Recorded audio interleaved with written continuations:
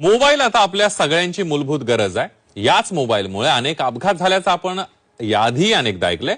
पण नांदेडच्या माहूरमध्ये मोबाईलच्या अल्ट्रावेव्हमुळे अंगावर वीज पडून एकाचा मृत्यू झाल्याची चर्चा आहे आणि त्यामुळे पावसाळ्यात मोबाईल वापरताना काळजी घेणं महत्त्वाचं आहे। पावसात मोबाईल वापरताना सावधान।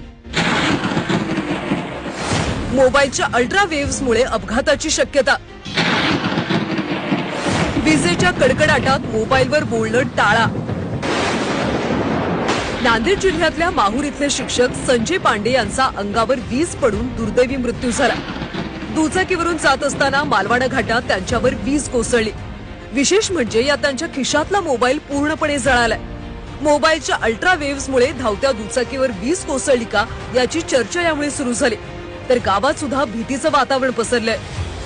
वीज कोसळण्याच्या वेळी वातावरणातल्या वायूंचं आयनायझेशन होऊन विद्युत प्रवाह निर्माण होतो। वादळाच्या वेळी स्मार्टफोन वापरणं सामान्यतः सुरक्षित असतं, पण काळजी घेणं आवश्यक आहे। मोबाईल वापरताना अतिनील किरणं उत्सर्जित होतात। अतिनील किरणं विजेला आपल्याकडे आकर्षित करतात, तर वीज धातूला आकर्षित करते। त्यामुळे पावसात वीज आणि मोबाईलच्या किरणांचा संपर्क झाल्यास अपघात घडू शकतो। विजेच्या कडकडाटात उघड्यावर किंवा उंच ठिकाणी राहणं टाळा।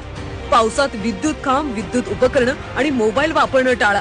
जेव्हा आकाशात विजा चमकत असतात आणि विजा चमकल्यानंतर समजा जर ती व्यक्ती आजूबाजूला काही इलेक्ट्रॉनिक गॅजेट्स असतील तर त्याचा वापर सहसा टाळावा। लँडलाईनचा वापर करू नका, शॉवर खाली आंघोळ करू नका, ड्रेसिंगचे नळ, पाईपलाईन यांना स्पर्श करू नका, लोखंडी व धातूच्या साहाय्याने किंवा लोखंडी तंबूमध्ये उभं टाकू नका।